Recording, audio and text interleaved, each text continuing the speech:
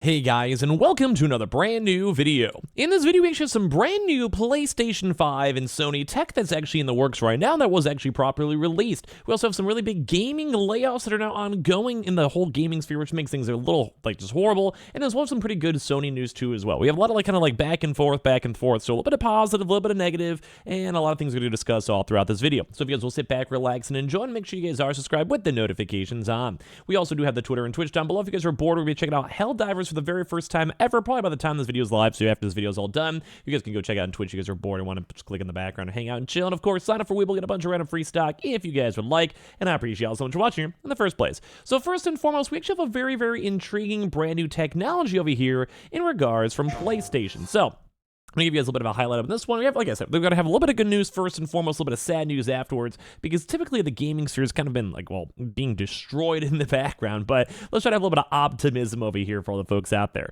So first and foremost, I'm going to probably mute the video just for copyright itself, but there is actually a brand new thing called introducing the passkey for PlayStation. So it's not like the craziest and biggest thing out there. We've had it kind of casually discussed before, but it's basically just a really nice safety feature over here too, to make sure that all of your devices and everything on the PlayStation, etc., is all nice. It's kind of also imagine like a two-factor authorization to make sure you guys can start basically playing your games and everything all be super nice and smooth, a lot easier and also a bit more safer too as well. This is obviously having to do without having to have a password tied on in.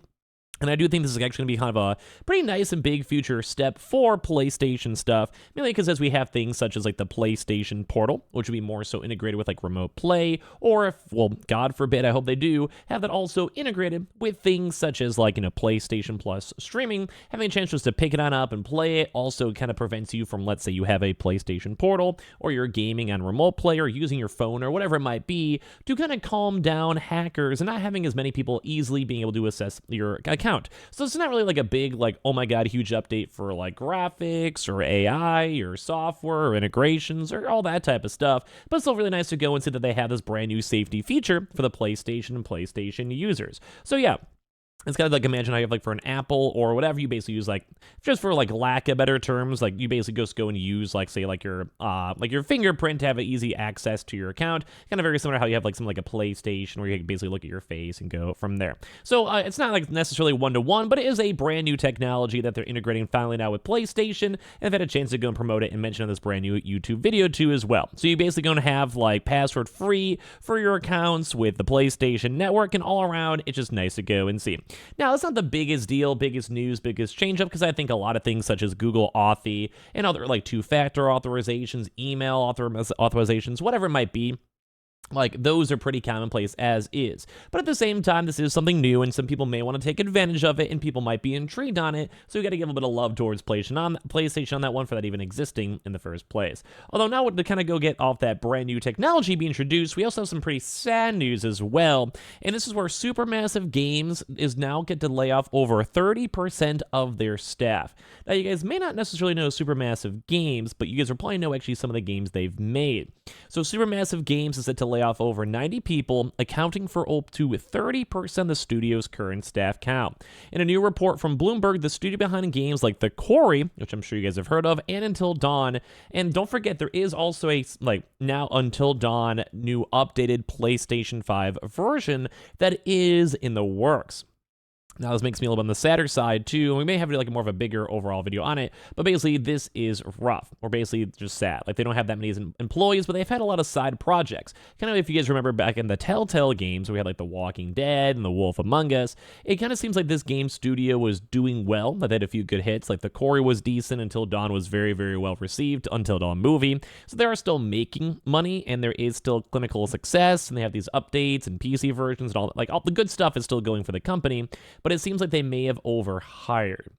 And that's why I think a lot of folks are kind of upset about, too, as well. And they're saying that a lot of these, more of the employees are also at risk of being let go, and then there's a notice that Monday morning as members of the company were beginning their work week, and it's just a sad thing to see. We keep on seeing people getting laid off in the gaming sphere. It seems like a lot of people are overly hard in the gaming sphere, too, as well, where it just stinks. You had the COVID bump up, you had a lot more people buying games, the PlayStation, Xbox hype, scalpers, everything, and it seems like the gaming sphere as a whole has gotten very small. We've seen a lot of games, especially big AAA games, do kind of rough, such as, let's say, just a lot of games. Like Skull and Bones is probably the best one, where they probably put millions upon millions of dollars, and that game just didn't make money. Like, no one wants to play it, no one wants to enjoy it. Like, I got press copies for it, I never even checked it out. Maybe I should just to see, but I just think a lot of people are really intrigued on the game as a whole.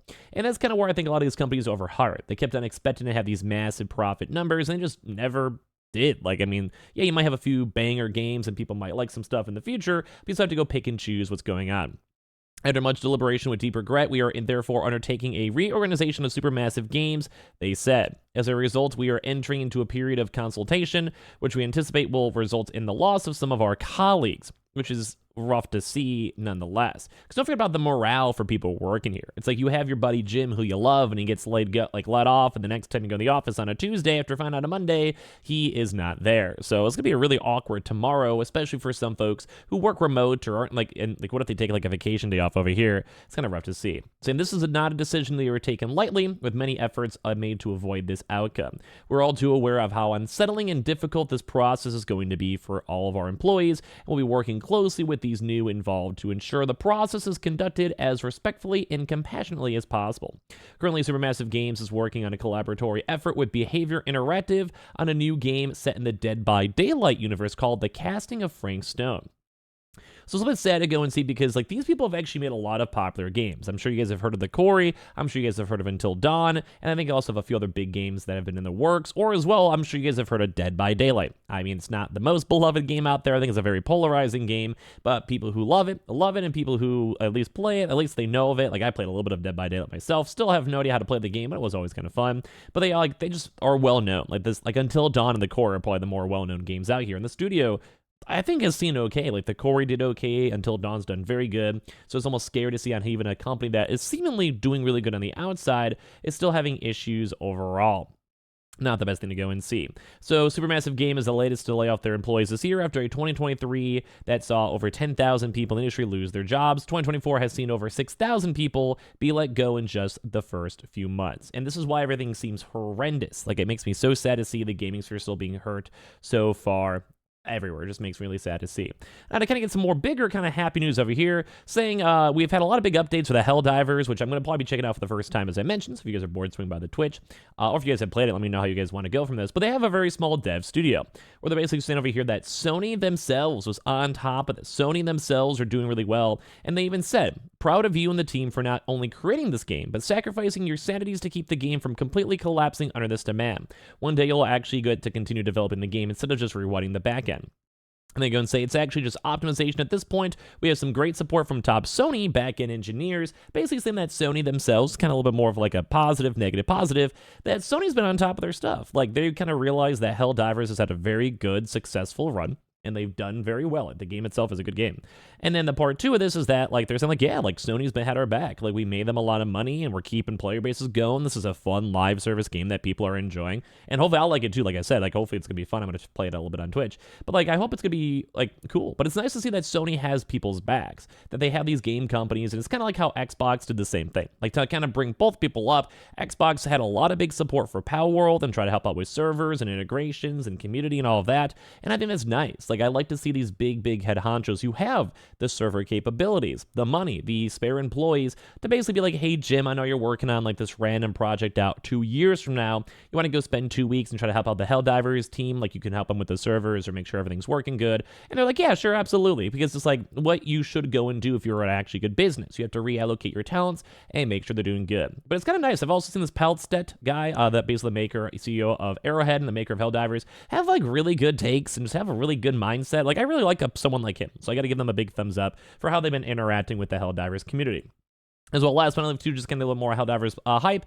Based on the UK charts, Helldivers 2 is actually up to number 4 with sales up to 20% in its third week. That's 2 consecutive weeks of rises, which is very rare. And more in Donkey Kong 2 as well is also at number 3, which never even came out in the first place. And Skull and Bones also at number 16, which is horrible. But basically, when it comes to this one for Helldivers, the game's been doing really good. Like, I'm really excited to go play this game, and it's sad that we're seeing other outside game studios do layoffs. We even actually had a statement from that same CEO I just mentioned that he didn't want to overhire and overcommand it, even if their game's having very big success, and if they can pull it off with their small team that knows the way of the lands, they're going to keep on going with that same small team as they make more updates, DLCs, or whatever in the future. So give me all of your thoughts and comments down below. Make sure you guys are subscribed with the notifications on. I appreciate y'all so much for watching. You guys are all beautiful. See you guys tomorrow for a bunch more brand new videos. Follow the Twitch if you guys want to. We'll be checking out Helldivers. Follow the Twitter too as well. And check out the Weeb. We'll get a bunch of free stock and money if you guys would like. Love you guys.